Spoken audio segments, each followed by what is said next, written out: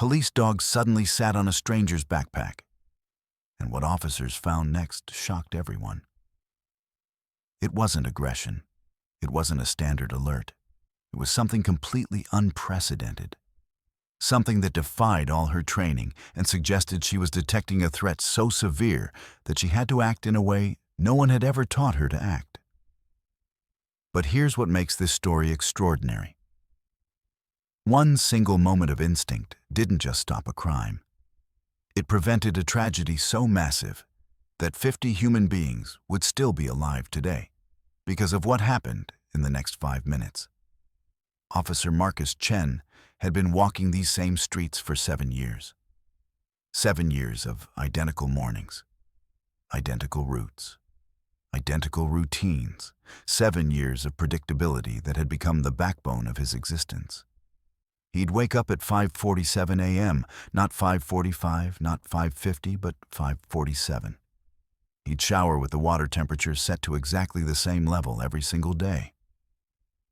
He'd drink his coffee black, no sugar, from the same ceramic mug his wife had given him on their 5th anniversary. He'd kiss his wife goodbye at the door, always on the left cheek, always for exactly 3 seconds.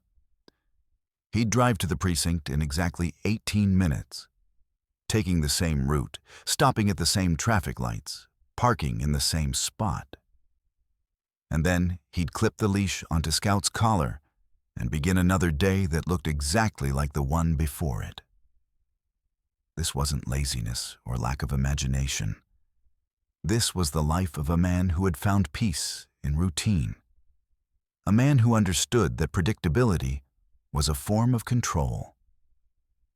In a world where chaos could erupt at any moment, where a routine traffic stop could turn into a shooting, where a peaceful neighborhood could become a crime scene in seconds, Marcus had learned to find comfort in the things he could control, the things that stayed the same.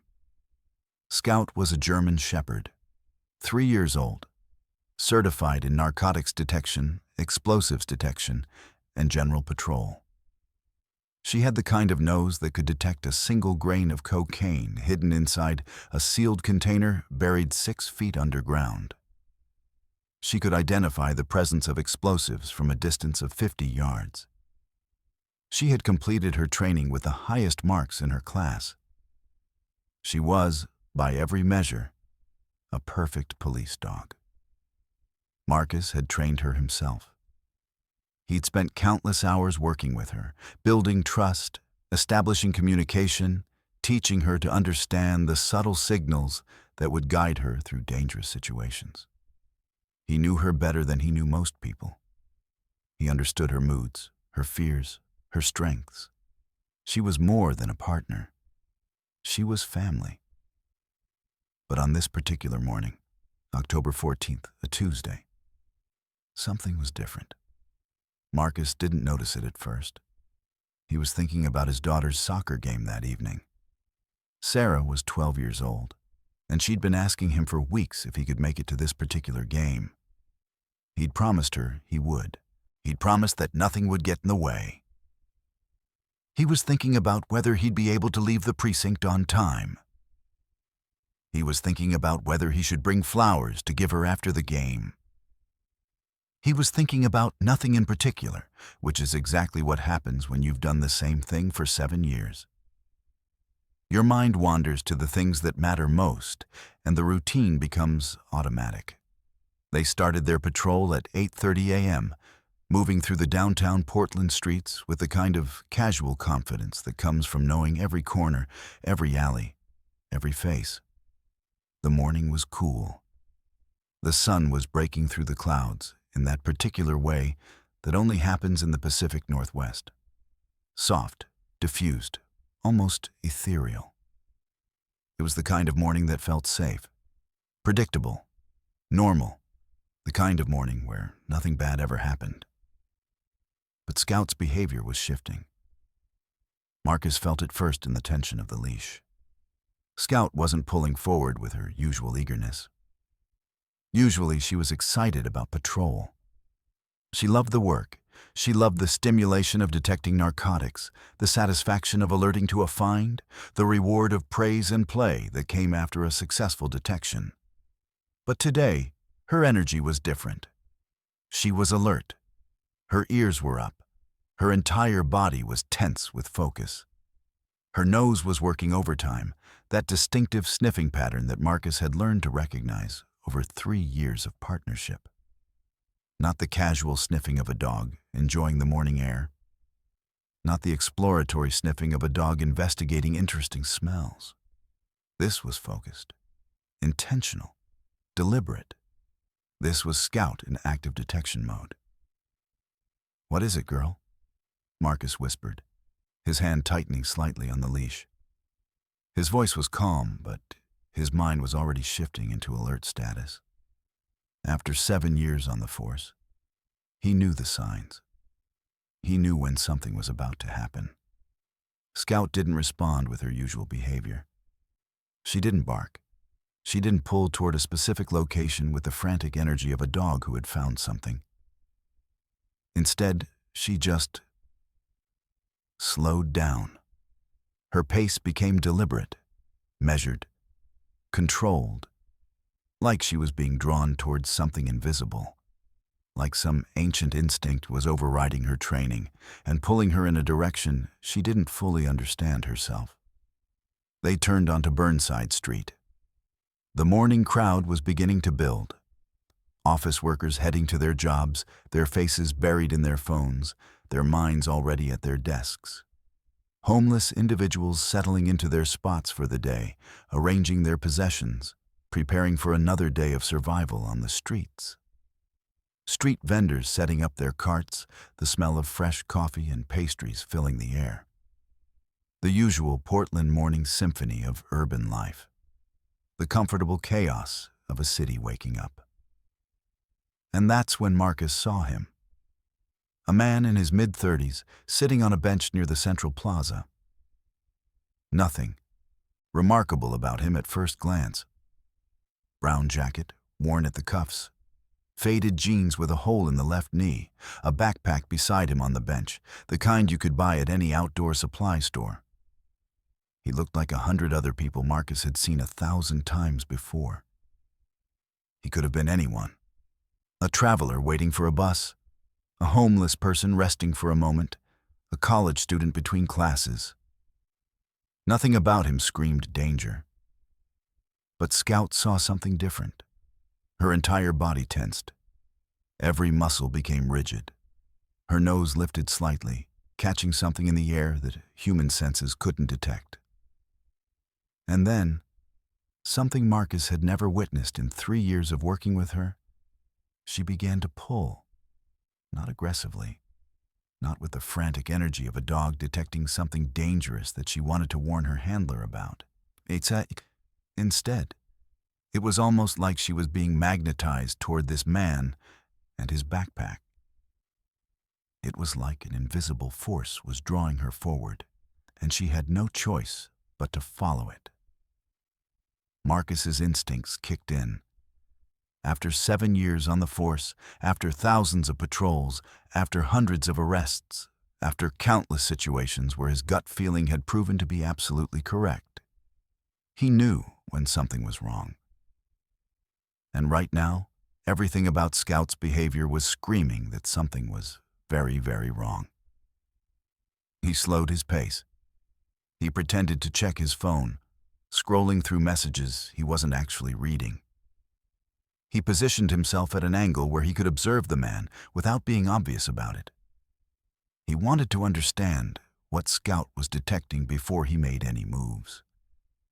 And he watched as Scout's focus became laser-locked on that backpack. The man didn't seem to notice them. He was staring ahead, his expression blank, his hands resting on his lap. He looked tired. He looked like a man carrying something heavy. Whether that was the weight of the backpack or the weight of something else entirely, Marcus couldn't tell. This wasn't standard. This wasn't what Scout had been trained to do. In her formal training, Scout was supposed to alert to the presence of narcotics by sitting down and maintaining eye contact with her handler. It was a clear signal, unmistakable, designed so that even an untrained observer would understand what was happening. A police dog sitting in front of a suspect meant one thing: narcotics detected. It was a language that didn't require words. It was a communication system that had been refined over decades of police dog training. But Scout wasn't sitting. She wasn't making eye contact with Marcus. Instead, she was being drawn toward this man with an intensity that transcended her formal training. It was like her instincts were overriding everything she'd been taught. Like something deep inside her. Some ancient primal understanding of danger was screaming that she needed to act in a way that defied protocol. That she needed to do something extraordinary.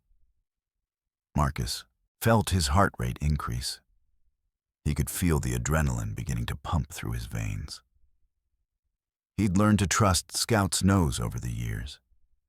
He'd learned that her instincts were often more reliable than his own judgment. He'd learned that when Scout detected something, it was real. But this was different.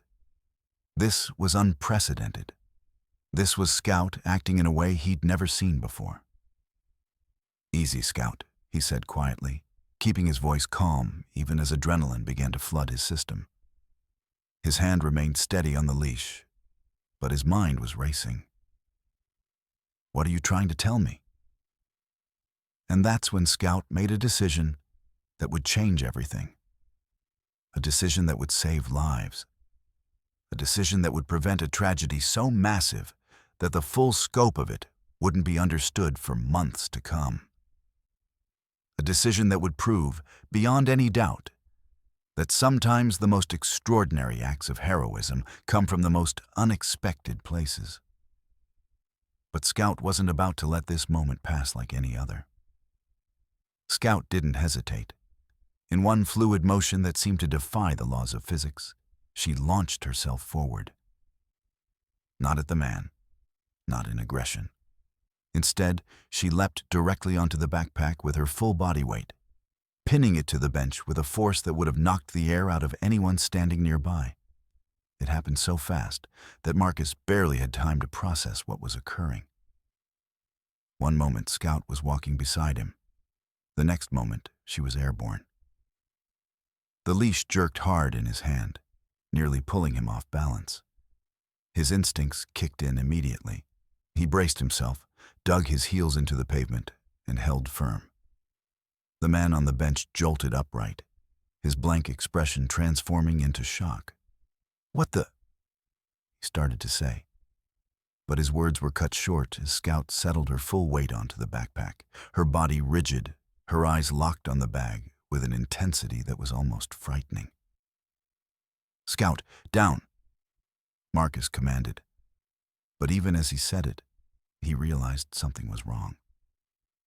Scout wasn't disobeying him. She wasn't being aggressive or out of control. Instead, she was doing exactly what her instincts were telling her to do. She was protecting something. She was preventing something. People around them began to stop and stare. A woman with a coffee cup froze mid-sip. An elderly man walking his own dog pulled his pet closer. A group of teenagers turned to look at the commotion. Within seconds, what had been an ordinary morning on an ordinary street had become the center of attention. Marcus's mind was racing. In his 7 years on the force, he'd seen Scout alert to narcotics hundreds of times. He'd seen her detect explosives in training scenarios. But he'd never seen her do this. He'd never seen her act with such desperation, such urgency, such complete disregard for her training. And that's when something clicked in his mind. This wasn't about narcotics. This wasn't about explosives in the traditional sense. Scout was detecting something, yes, but it wasn't what she'd been formally trained to detect. It was something else, something her nose was telling her about that transcended her official training. Marcus made a decision. "Sir, I need you to step away from the bench," he said, his voice calm but authoritative. 7 years of police work had taught him how to project confidence even when he was uncertain. "What? Why?" the man asked, confusion and frustration mixing in his voice. "Your dog just attacked my backpack." "She didn't attack it," Marcus said, and he meant it. Scout's weight on the backpack wasn't aggressive. It was protective. It was restraining. It was preventing something. "She's alerting to something. I need you to move away from the bench. Now." The man hesitated for just a moment, then complied. He stood up and stepped back, his hands raised slightly, his expression shifting from confusion to concern. Around them, more people were gathering. Someone was pulling out their phone. Marcus could already imagine the videos that would appear online within minutes. Another police dog incident, another moment of chaos captured and shared. But Marcus wasn't thinking about social media or public perception. He was thinking about Scout. He was thinking about what she was telling him. "Dispatch, this is Chen," he said, activating his radio. His voice remained calm, professional, even though his heart was pounding in his chest. "I'm at Burnside in 3rd. I have a K9 alert on a suspicious package. I'm going to need backup and possibly the bomb squad." The radio crackled back. "Copy that, Chen. Units responding. ETA 5 minutes. 5 minutes. In the world of law enforcement, 5 minutes could be an eternity. 5 minutes could be the difference between prevention and catastrophe. 5 minutes could be the difference between life and death. Scout remained perfectly still on the backpack. She didn't move. She didn't bark. She didn't try to open it or investigate it further. She simply held her position, her body a living shield between the backpack and the rest of the world. Marcus kept his hand on her collar, feeling the tension in her muscles. He could feel her heart beating rapidly. He could sense her awareness, her focus, her complete and total commitment to this moment. "What's in the backpack?" Marcus asked the man, his eyes never leaving Scout. "Just my stuff," the man said. "Clothes, some food, a laptop. Nothing dangerous." But his voice wavered slightly, and Marcus, who had spent 7 years learning to read people, detected something in that hesitation, something that suggested the man wasn't being entirely truthful. Or perhaps he didn't know what was actually in the backpack. Perhaps he was just as much a victim in this scenario as anyone else. The crowd around them continued to grow. More phones appeared, more cameras. Marcus could hear the distant sound of sirens approaching. The ordinary morning on Burnside Street was becoming anything but ordinary. And Scout remained on the backpack, unmoving, unwavering, absolutely committed to whatever mission her instincts had assigned to her. 30 seconds passed, then a minute, then 2 minutes. The sirens grew louder. The crowd grew larger. The tension in the air became almost palpable. And then, as the first police car rounded the corner, Marcus noticed something that made his blood run cold. The backpack was moving. Not much. Just the slightest tremor. The kind of movement that could have been caused by anything. A vibration from the sirens, a shift in the fabric, a settling of the contents inside. But it was movement, and it was coming from inside the backpack. Scout felt it too. Her entire body tensed even further. A low growl emanated from her throat, not aggressive, but warning. A sound that said, "I know what you are. I know what you're capable of. And I'm not letting you hurt anyone." The first police car screeched to a halt nearby. Officers emerged, their hands on their weapons, their eyes scanning the scene. They saw Scout on the backpack. They saw the growing crowd. They saw the man standing with his hands raised. "What do we have?" The first officer, a woman named Detective Sarah Martinez, asked as she approached Marcus. "Scout alerted," Marcus said simply, "but not to narcotics, to something else. Something in that backpack is moving." Detective Martinez's expression shifted immediately. She'd worked with police dogs long enough to know that they didn't make mistakes. If Scout had alerted, there was something to alert to. "Everyone back," she commanded, her voice cutting through the crowd like a knife. "Move back, now." The crowd began to disperse, reluctantly, their phones still recording, their curiosity still burning. But they moved. They understood, on some primal level, that something serious was happening.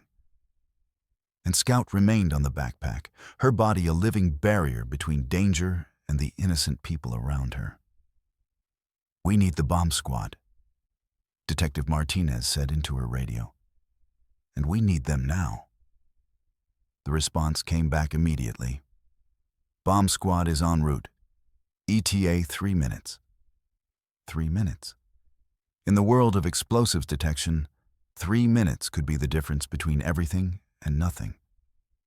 Marcus kept his hand on Scout's collar, feeling her heartbeat, her breath, her absolute commitment to this moment. He'd trained her for years. He'd worked with her through countless scenarios. But he'd never trained her for this. He'd never trained her to sit on a potentially explosive device and hold her position while the world fell apart around her. And yet, that's exactly what she was doing. Because Scout understood something that humans often forgot. Sometimes the most important things we do are the things we do instinctively. The things that come from somewhere deeper than training. Somewhere deeper than logic. Somewhere deeper than fear.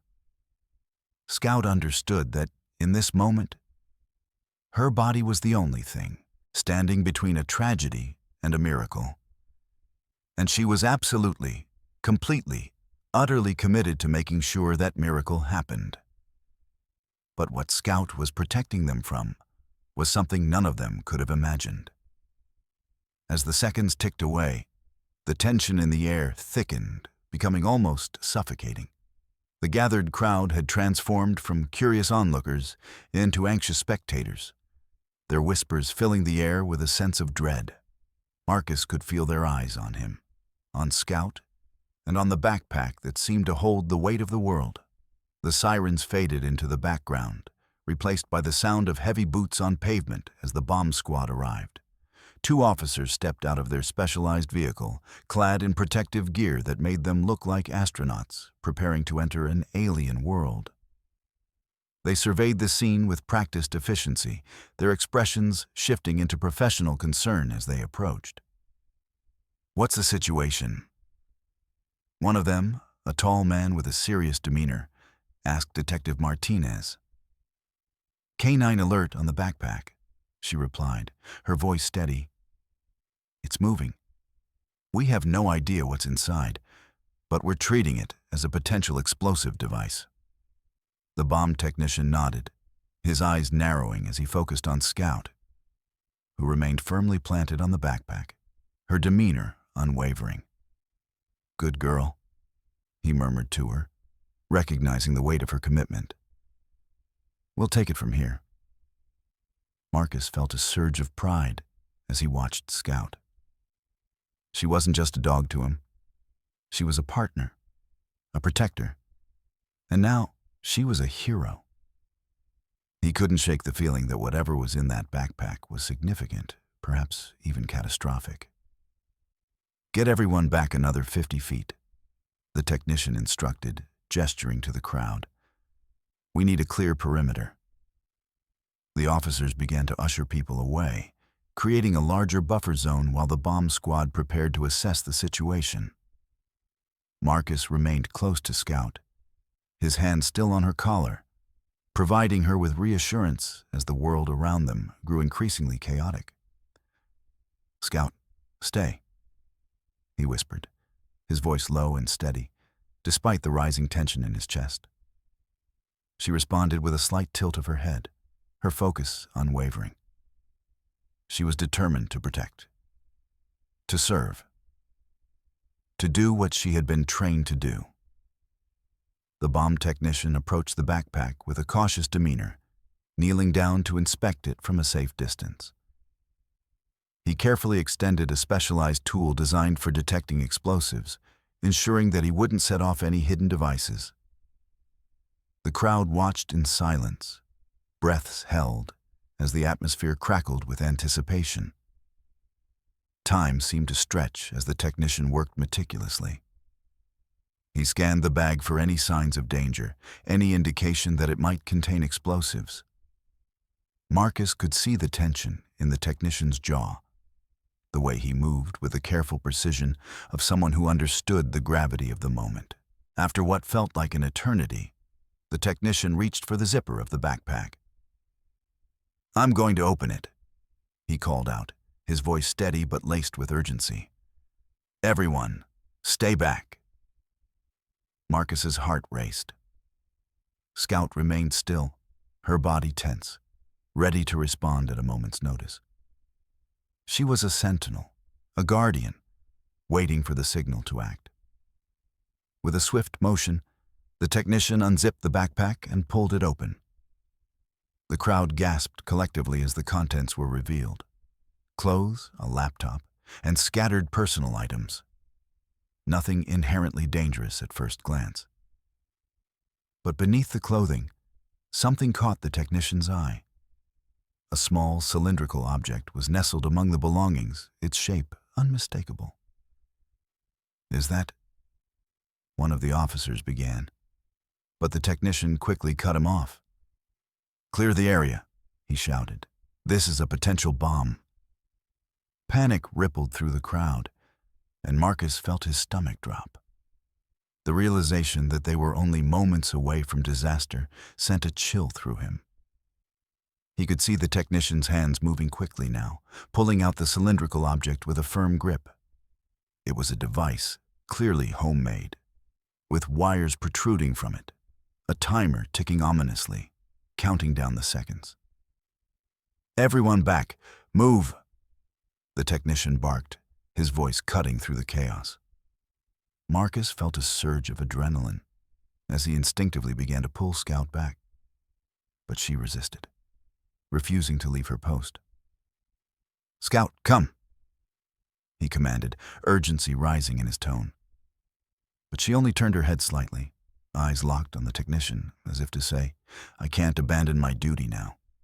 The bomb squad members activated their protocols, rapidly assessing the situation with a precision that came from years of training. They communicated in hushed tones, their focus unwavering, even as the tension mounted around them. The ticking of the timer echoed in Marcus's ears like a countdown to catastrophe. "Get the robot in here," one of the technicians shouted as he activated a remote-controlled device designed to handle potentially explosive materials. The small robot rolled into position, equipped with cameras and tools specifically for disarming explosives. Marcus's heart raced. He felt helpless, watching the professionals work. It was a surreal experience, standing there with Scout, knowing that the next few moments could mean the difference between life and death for everyone around them. The robot extended its arm toward the backpack, carefully maneuvering to examine the device further. The tension in the air was palpable. Marcus could feel sweat trickling down his back, and he noticed the crowd had fallen into a hushed silence, all eyes glued to the unfolding drama. The technician's voice came through the radio. "We're seeing some wires connected to a timer. It might be rigged to explode if tampered with." "Get me a bomb disposal unit on the line," someone shouted, urgency creeping into their voice. "We need to evacuate the area and prepare for detonation." Marcus felt the world around him narrow to a single point of focus. Scout.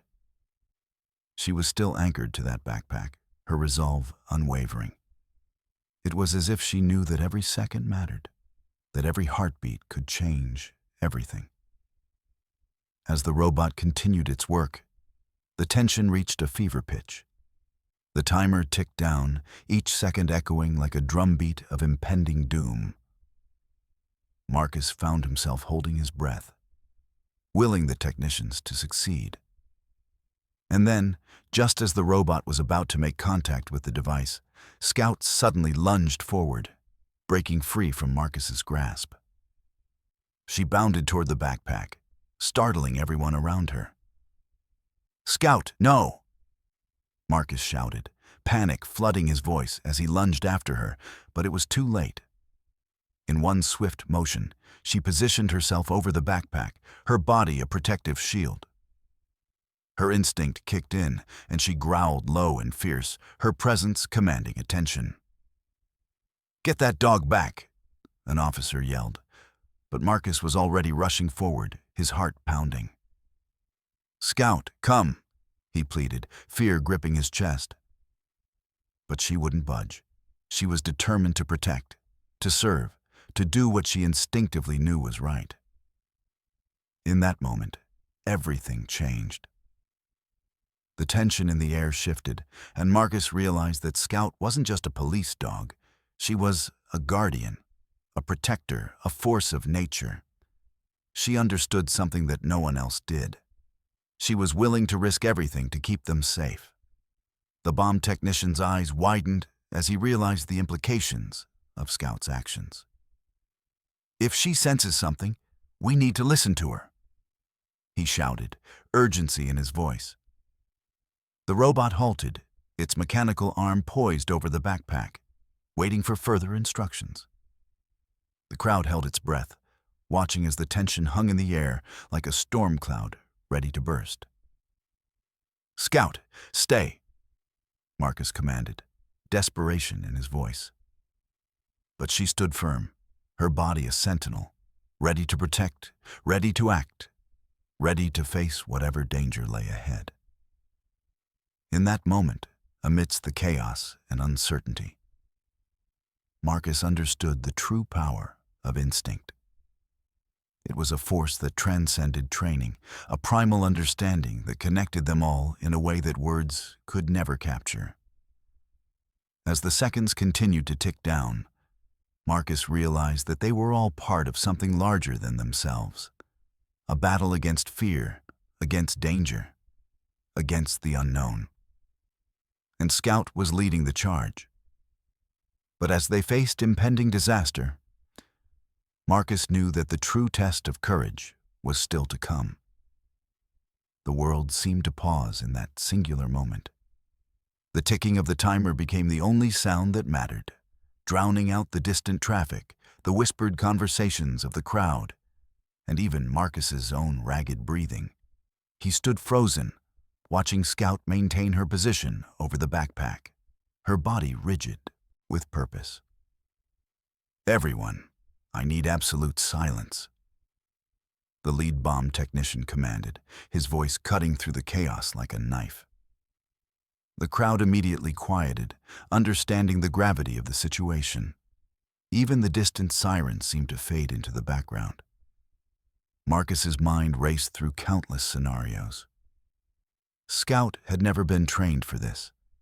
No police dog in the world had been formally trained to sit on an active explosive device. And yet, there she was, doing exactly that. Her instincts had overridden everything, her training, her conditioning, her survival instinct. She was operating on a level of consciousness that Marcus was only beginning to understand.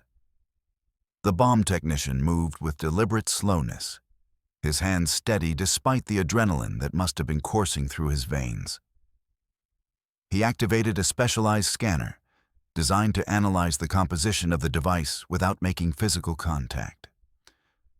The device emitted a soft beeping sound as it collected data. "What are we looking at?" Detective Martinez whispered, her voice barely audible. "Preliminary analysis suggests a timer-based detonation mechanism." the technician replied, his eyes never leaving the scanner. But there's something unusual here. The explosive composition. It's not standard. What do you mean, not standard? Marcus asked, unable to contain his anxiety. The technician paused, his expression shifting as he processed the data. This isn't a conventional bomb.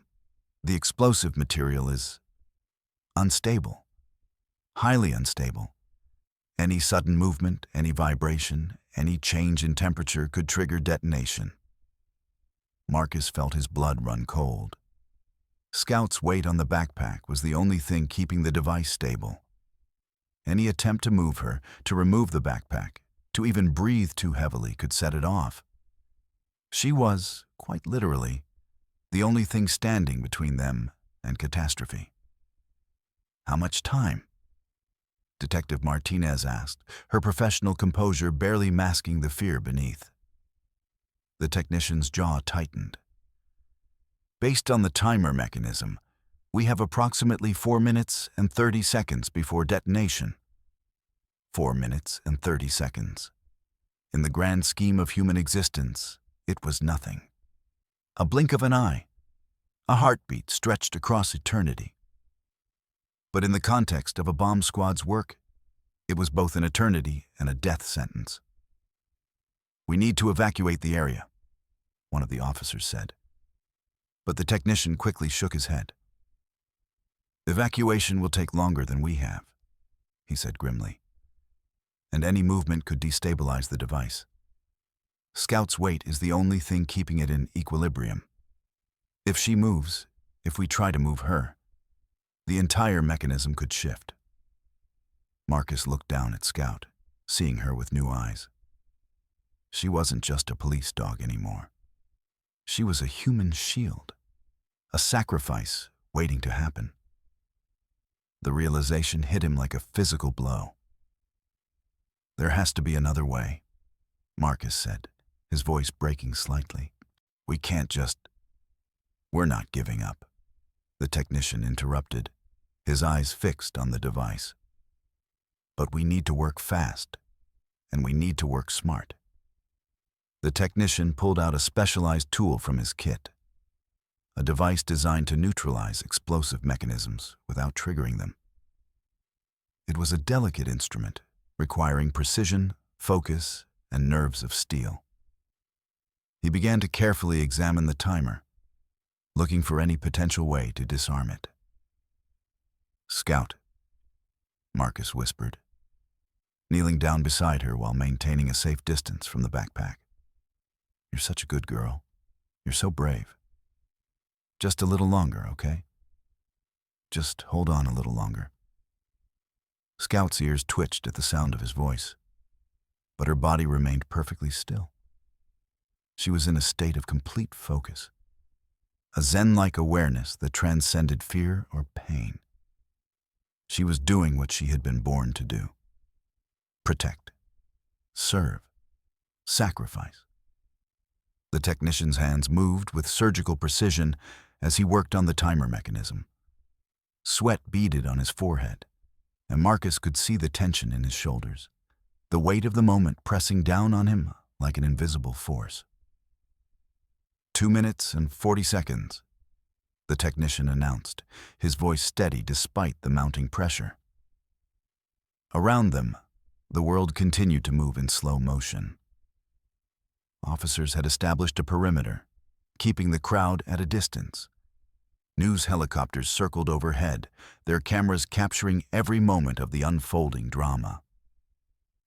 The story was already spreading across social media, across news outlets, across the world.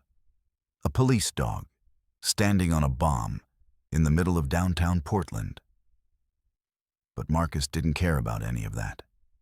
His entire world had narrowed to Scout, to the backpack, to the timer that continued its relentless countdown. "I've got the first layer," the technician said, a note of cautious optimism entering his voice. "But there's a secondary mechanism. It's connected to a pressure sensor. If Scout moves, if the weight on the backpack changes by even a few ounces, The secondary mechanism will trigger. Marcus's heart sank. They were trapped. Scout was trapped. The entire situation was a Gordian knot of danger and desperation, with no clear path to victory. 2 minutes, the technician announced. The crowd had grown even larger now, despite the evacuation orders. People were drawn to the drama, unable to look away from the unfolding tragedy. Some were recording on their phones. Others were praying. Some were simply standing in stunned silence, witnesses to a moment that would change their lives forever. And then, something unexpected happened. A man pushed through the crowd, moving toward the police line. Officers immediately moved to stop him, but he held up his hands in a gesture of surrender. "Wait," he shouted. "Wait, I know what's in that bag." Detective Martinez's eyes narrowed. "Stop right there. Don't move." The man froze, his chest heaving, his eyes wild with a mixture of fear and desperation. "That's my backpack," he said, his voice trembling. "That's my bag. I know what's inside it. I can help. I can help disarm it." Marcus's mind raced. This was the man from the bench, the man who had claimed the backpack contained nothing dangerous, and now he was claiming he could help. "What's your name?" Detective Martinez asked, her hand resting on her weapon, ready for any sudden movements. "David," the man said. "David Reeves. I made that device." The crowd gasped. Officers immediately moved to apprehend him. But he didn't resist. He simply stood there, his shoulders slumped, his face etched with regret and desperation. "Why?" Marcus demanded, unable to contain the rage and confusion that flooded through him. "Why would you do this?" David looked at Scout, then at Marcus, then back at the device. "I didn't mean to," he said, his voice breaking. "I was building it for a science project. I was trying to create a controlled explosion, something safe, something educational. But I made a mistake. I miscalculated the volatile compounds. And then I realized what I'd done. I was going to dispose of it safely, but I panicked. I just left it in my bag." 1 minute and 30 seconds, the technician announced, his voice tight. "Can you disarm it?" Detective Martinez asked David, her eyes never leaving him. "The pressure sensor," David said urgently. "It's connected to a secondary circuit. If you can bypass the circuit, you can disable the secondary mechanism. But you have to do it before the timer reaches 0, or the whole thing goes off regardless." The technician nodded, understanding immediately. He began to work with renewed urgency, his fingers moving with the precision of a surgeon. His specialized tool made contact with the internal circuitry of the device, carefully severing the connection between the pressure sensor and the secondary mechanism. 1 minute, the technician announced. The seconds ticked away like heartbeats. Marcus held his breath, his eyes locked on Scout, on the technician, on the device that held their fates in its mechanical hands. 45 seconds. The technician's hand trembled slightly as he made the final adjustment. The tool glowed faintly as it completed the circuit bypass, severing the connection that would have triggered the secondary explosion. 30 seconds. "Come on," Marcus whispered, a prayer on his lips. "Come on, Scout, we're almost there." 15 seconds. The technician withdrew his tool, stepping back from the device. He looked at the timer, watching as the final seconds counted down. 10, 9, 8. The crowd held its collective breath, the entire world seeming to pause in anticipation. 7, 6, 5. Marcus closed his eyes, unable to watch the final moments. 4, 3, 2, 1. Silence. The timer reached 0 and nothing happened. The device remained inert, powerless, diffused. The explosion that should have torn through the street, that should have killed Scout, that should have killed everyone around them, never came. For a moment, nobody moved. Nobody breathed. The world seemed suspended in a state of shock and disbelief. And then, the technician let out a long, shaky breath. "It's disarmed," he said, his voice barely above a whisper. "The device is disarmed. We're safe." The crowd erupted. Cheers filled the air. Officers rushed forward to apprehend David, to secure the device, to begin the process of investigation and documentation. But Marcus only had eyes for Scout. "Scout," he said, his voice thick with emotion. "Scout, you can move now. You can come to me." Scout looked up at him, her eyes meeting his, and for a moment they shared a connection that transcended words. She had done it. Against all odds, against all logic, she had done it. She had protected them all. Slowly, carefully, Scout stepped away from the backpack. The moment her paws left the device, officers moved in to secure it, to contain it, to render it completely harmless. Marcus knelt down and pulled Scout into his arms, burying his face in her fur. He could feel her heart beating rapidly against his chest, could feel the tremors running through her body. She had been scared. Despite her bravery, despite her commitment, she had been afraid. But she had done it anyway. "Good girl," Marcus whispered, tears streaming down his face. "You're such a good girl. You saved everyone. You saved us all." Detective Martinez approached them, her expression a mixture of relief and admiration. "That was the bravest thing I've ever seen," she said quietly. "Your dog is a hero, Marcus. A true hero." Marcus looked up at her, then back at Scout, and he realized that she had always been a hero. He just never truly understood the depth of her courage until this moment. But as the dust settled, and the reality of what had happened began to sink in, Marcus realized that this was only the beginning of Scout's story. The aftermath of the incident left downtown Portland buzzing with an electric energy that seemed to permeate every street corner and building facade. The sun began its slow descent below the horizon, casting a golden and amber hue over the streets where chaos and danger had unfolded just moments before. The sky transformed into a canvas of warm colors, oranges bleeding into purples, creating a breathtaking backdrop to the scene of triumph and relief. Marcus held Scout close against his chest, feeling the warmth of her fur radiating through his uniform. He could feel her heartbeat gradually slowing from its frantic pace, matching the rhythm of his own breathing as they both began to process the enormity of what had just transpired. The tremors that ran through her body were slowly subsiding, replaced by a calm that spoke to her incredible training and unwavering trust in her handler. "Scout, you did it," he whispered, his voice thick with emotion, barely audible above the ambient sounds of the city. "You saved us all. You saved so many people today."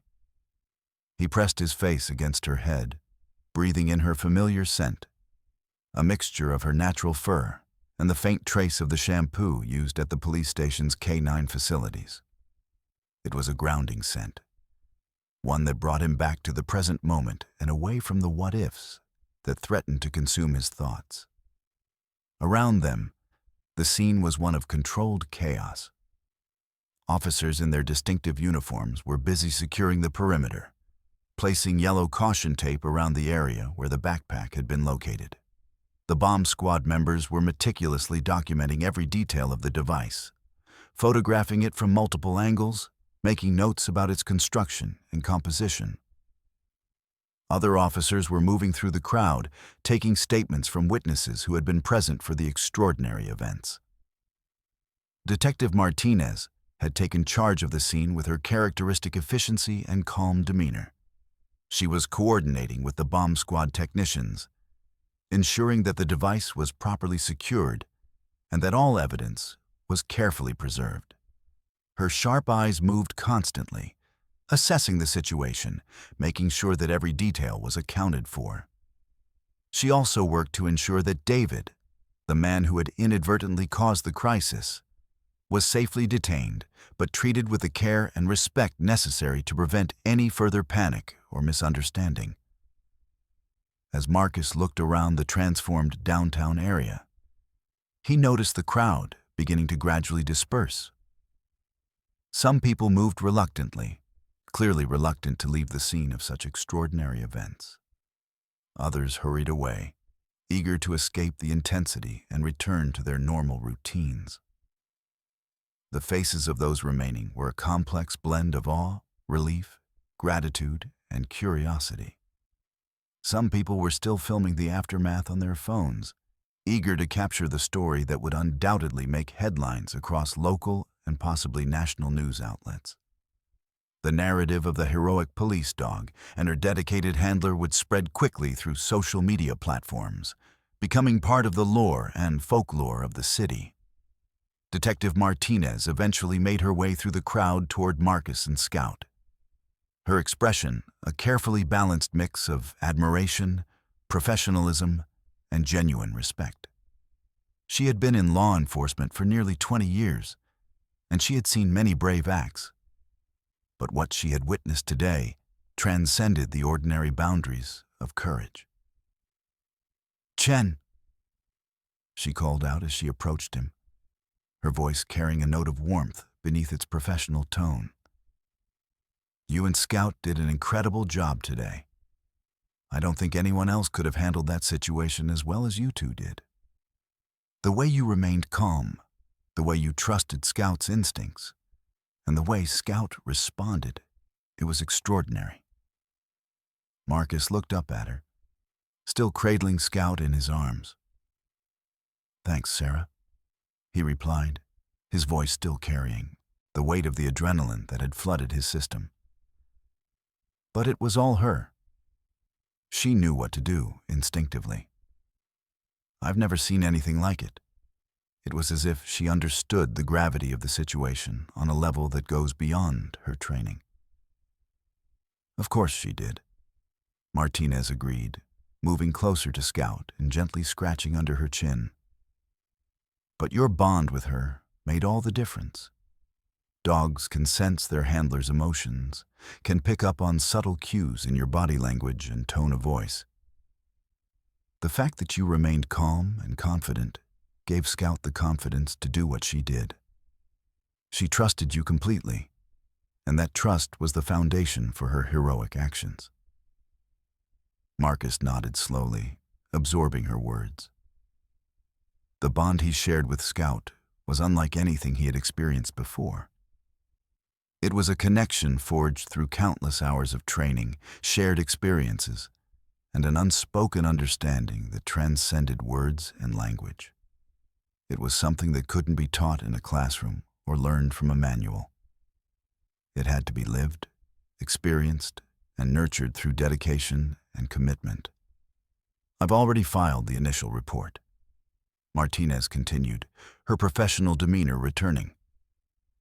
The department is going to want to conduct a full debrief. There will be interviews with the bomb squad, statements from witnesses, and a comprehensive review of how the situation was handled. But I want you to know that from my perspective, everything was handled by the book. And more importantly, everyone is safe because of your quick thinking and Scout's extraordinary abilities. "Thank you," Marcus said, feeling a swell of gratitude toward his supervisor. "I appreciate your support and confidence." As the initial adrenaline wore off, Marcus felt the weight of the day settle heavily on his shoulders, like a physical burden.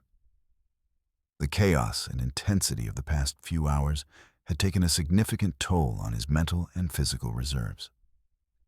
Every muscle in his body felt fatigued, and his mind was beginning to feel foggy from the stress and emotional intensity of the experience.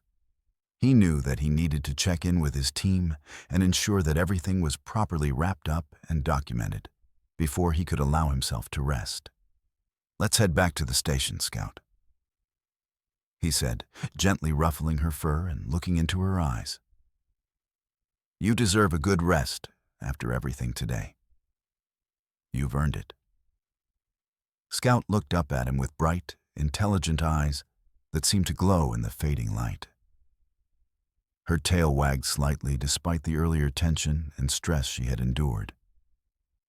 She seemed to understand, on some fundamental level, that their mission had concluded, that they had triumphed against seemingly impossible odds. The bond between them felt even stronger now, solidified and reinforced by the challenges they had faced together and overcome as a unified team. As they made their way back to the police station, walking through the familiar streets of downtown Portland, Marcus noticed how their surroundings felt subtly different. The energy of the city seemed to have shifted. People waved at them as they passed, genuine smiles of gratitude and respect lighting their faces. Shopkeepers stepped out of their stores to offer words of thanks. A group of teenagers stopped their conversation to applaud as Marcus and Scout walked by. Marcus realized that he was no longer just a police officer with his working dog. In the span of a few hours, they had become something more. They were now symbols, emblems of hope and resilience in a world that often felt chaotic and unpredictable. The responsibility that came with this newfound status was not lost on him, and he resolved to honor it through his continued dedication and service. Once inside the police station, Marcus was greeted enthusiastically by his colleagues, who had gathered in small groups to hear the details of the day's extraordinary events.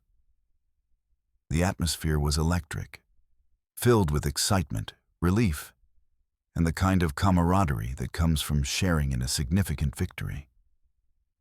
Officers congratulated him, patted Scout on the head, and asked for details about what had happened. Marcus shared the story of their harrowing experience, carefully recounting the sequence of events, emphasizing Scout's pivotal and heroic role in averting what could have been a catastrophic disaster. He described the moment when Scout refused to leave the backpack, her unwavering commitment to her duty despite the danger. He talked about the tension of those final moments, the countdown of the timer, and the profound relief when the device was successfully disarmed. "Scout deserves a medal," one officer joked, his voice filled with genuine admiration and humor. "She's braver than all of us combined." "More like a lifetime supply of treats," another officer chimed in, his eyes twinkling with amusement. "And a comfortable retirement home where she can spend her days relaxing." Everyone nodded in agreement, their voices overlapping as they offered their own suggestions for how Scout should be honored and recognized for her extraordinary bravery. The camaraderie felt good, a welcome and much-needed reprieve from the tension and stress of the earlier hours. Marcus smiled, feeling the warmth of belonging and acceptance wash over him like a comforting blanket. He was grateful for the support of his colleagues, for the shared victories that came with being part of a team dedicated to protecting their community and keeping its residents safe. After the extended debriefing, which lasted nearly an hour and covered every aspect of the incident in meticulous detail, Marcus took Scout to the back of the station where the K-9 unit facilities were located. It was a cozy and well-maintained space that had been specifically designed with the needs of working dogs in mind. The area was filled with comfortable blankets in various colors, an assortment of toys ranging from balls to rope toys, water, bowls, and everything a working dog could possibly desire or need. The walls were decorated with photos of the K-9 unit's history, showing generations of police dogs and their handlers. He set down Scout's favorite blanket, a soft, plush blue one that had been given to her by a local business owner, and watched as she bounded over with renewed energy. she sniffed around the space excitedly, reacquainting herself with the familiar scents and environment, before eventually settling into her favorite spot with a contented sigh.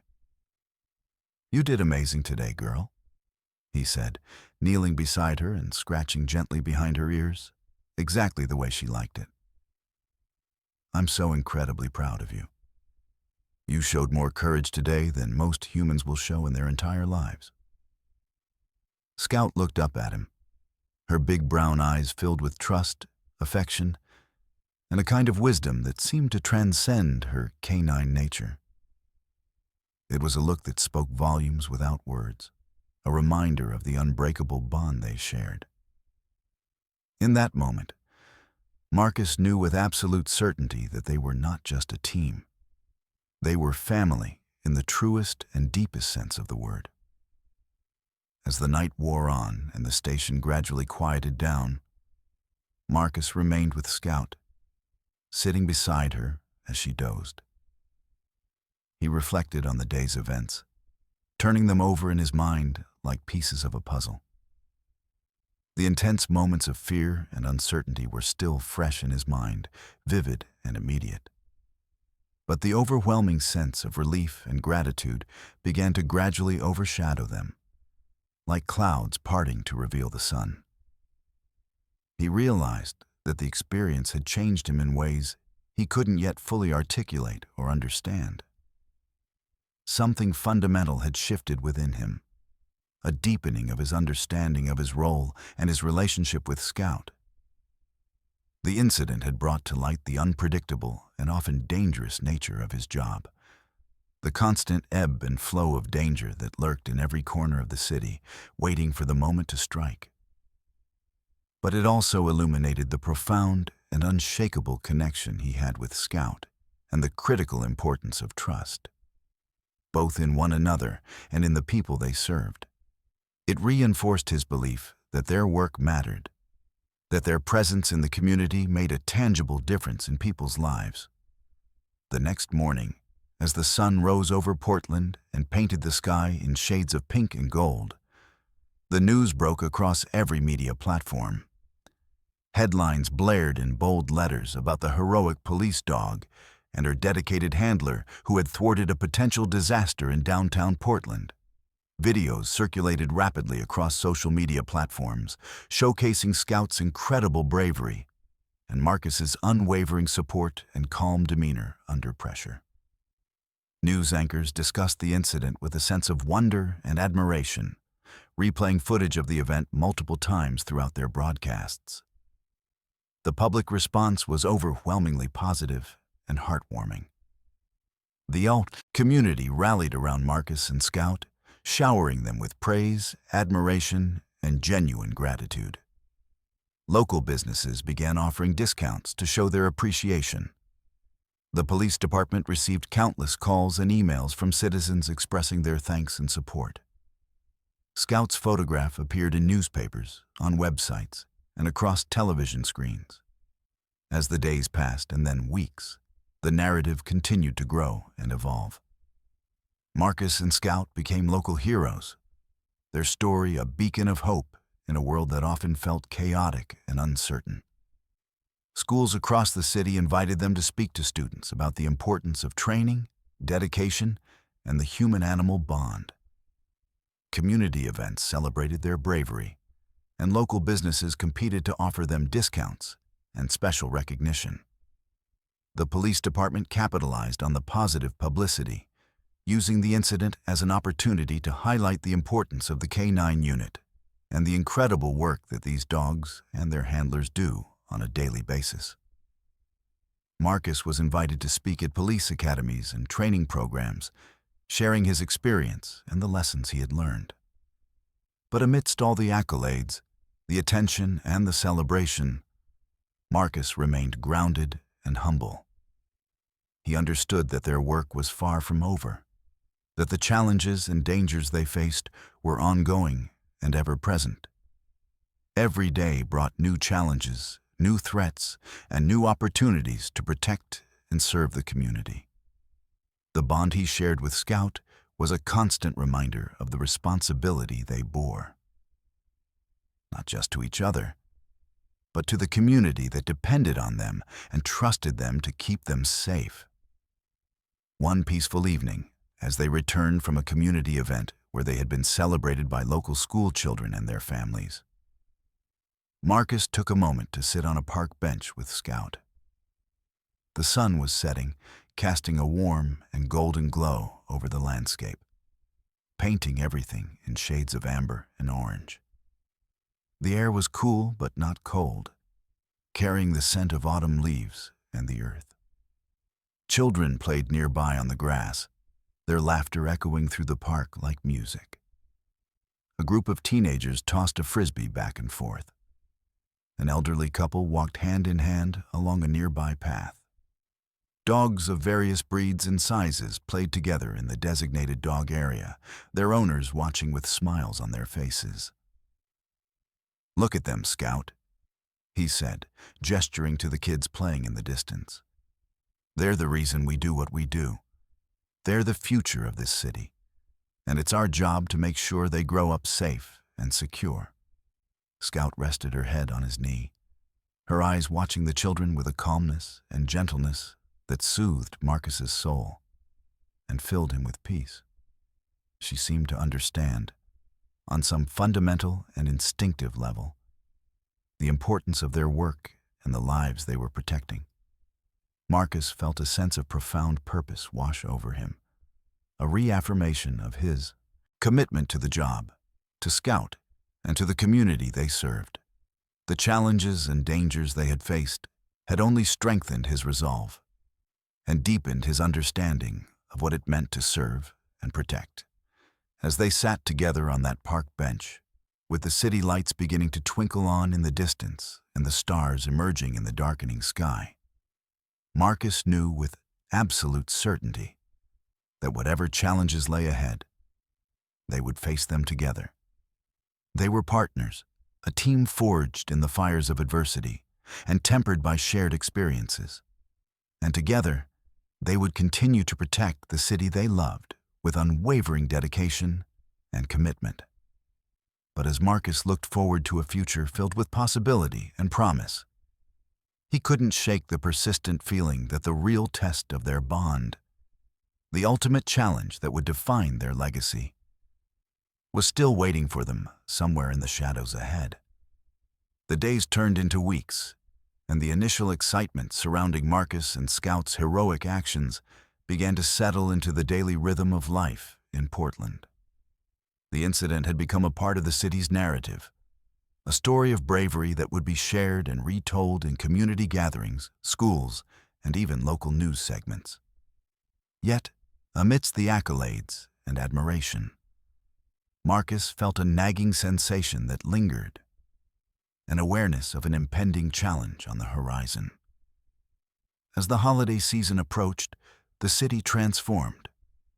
Streets were adorned with twinkling lights, shop fronts displayed festive decorations, and the air was filled with the scent of pine and cinnamon. Families gathered to celebrate, and the sense of community was palpable. But for Marcus, the joy of the season was tinged with an underlying tension. He couldn't shake the feeling that something was brewing beneath the surface. One chilly evening, after a long day of community outreach, Marcus returned home to find Scout curled up on her bed in the living room, her eyes half closed but alert. The familiar warmth of home enveloped him as he dropped his gear by the door and made his way to her. "Hey, girl," he said softly, kneeling beside her. "How about a walk? We could use some fresh air after today." Scout lifted her head, her tail thumping against the floor in excitement. She understood him perfectly, her ears perked up as if she could sense the energy radiating from him. Marcus clipped her leash onto her collar, and together they stepped outside into the crisp evening air. The neighborhood was quiet, the streets illuminated by the soft glow of streetlights. As they walked, Marcus couldn't help but notice the festive decorations that adorned many houses. Wreaths hung on doors, colorful lights twinkled in the trees, and laughter echoed from homes filled with families celebrating together. It was a stark contrast to the uncertainty he felt. As they rounded the corner toward the local park, Marcus's thoughts drifted back to the events of the past few weeks. He had received numerous calls and emails from citizens expressing their gratitude, and the department had even organized a small ceremony to honor Scout and him. They were celebrated as local heroes, but Marcus understood that heroism came with its own set of challenges. Sometimes it feels like everyone expects us to be perfect, he murmured to Scout, who walked alongside him, her pace steady and reassuring. But we're just doing our jobs. We can't save everyone, and I worry about what happens when we can't. Scout paused, looking up at him with her deep brown eyes, as if trying to reassure him that they would face whatever came together. She was more than a partner. She was his confidant, his friend, and he deeply appreciated her presence. As they approached the park, Marcus noticed a group of teenagers gathered near the playground, their laughter ringing out into the night. However, as they drew closer, he sensed an underlying tension in the air. The group seemed restless, their energy charged with something that felt off. He instinctively tightened his grip on Scout's leash, a familiar instinct kicking in as he assessed the situation. "Let's keep our distance, girl," he whispered to Scout, who seemed to sense his unease. They took a seat on a nearby bench, watching the group from afar. As the minutes passed, Marcus observed the interactions between the teens. Their laughter turned to shouts, and soon a heated argument erupted. "Hey, what's going on over there?" Marcus called out, his authoritative voice cutting through the night air. The group paused, turning to look at him, and the tension in the air shifted. "Nothing, officer," one of the boys shouted back, trying to mask their agitation. But Marcus could see it in their eyes, fear, frustration, and something darker lurking beneath the surface. "Just keep it down, all right?" "It's late," he replied, trying to maintain control of the situation without escalating it further. He could feel Scout's muscles tense beside him, her instincts kicking in as she sensed the growing energy in the group. As the argument resumed, one of the girls stepped forward, her arms crossed defiantly. "Why do you always have to stick your nose in our business? We're just talking." Marcus stood up, the protective instincts within him flaring to life. "Listen, I understand you're just trying to have fun, but this isn't the place for it. If you need to talk, then find somewhere quieter. I don't want to have to break this up." The confrontation seemed to diffuse slightly, but Marcus could see the underlying defiance in their expressions. They were clearly frustrated, and he knew that the last thing they needed was to feel cornered by authority. As he turned to leave, he caught a glimpse of a figure lurking in the shadows at the edge of the park. The man was dressed in dark clothing, his face partially obscured by a hood. Marcus felt a shiver run down his spine. The man was watching the teenagers, and something about his presence set off alarm bells in Marcus's mind. "Stay close, Scout," he murmured, quickening his pace. They moved away from the park and back toward home, an uneasy feeling settling in Marcus's gut.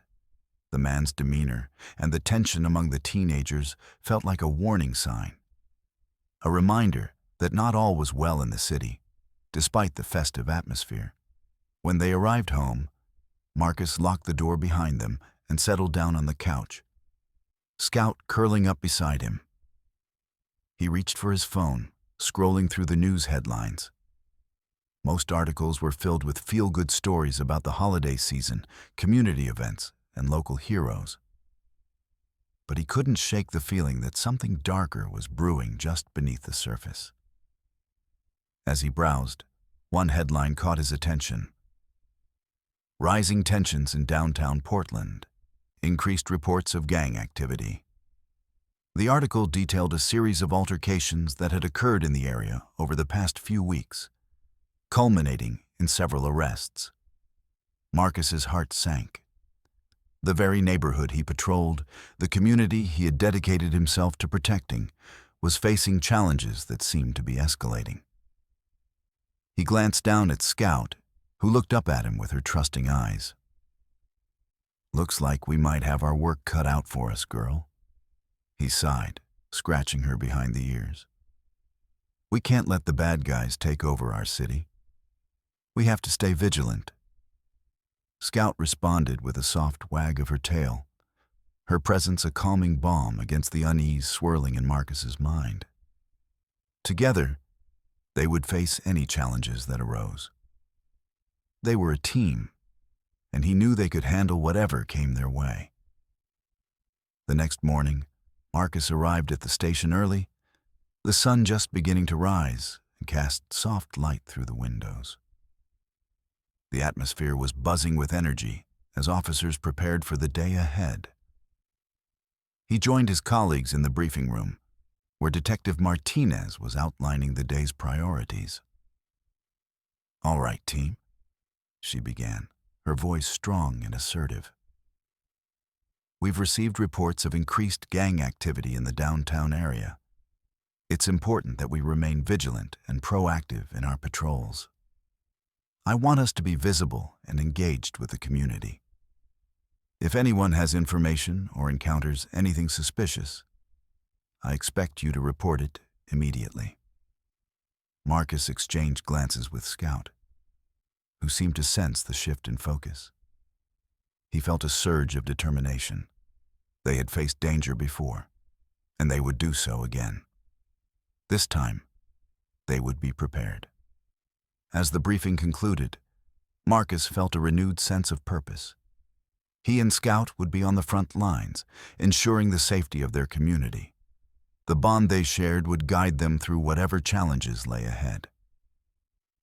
"Let's go get them, Scout," he said, a fire igniting in his chest. Together, they stepped out into the crisp morning air, ready to face the shadows of the past and protect the future of their city. But as the days unfolded, it became clear that the challenges they faced were more complex than Marcus had anticipated, and the shadows lurking in the corners of the city harbored secrets that would test their bond like never before.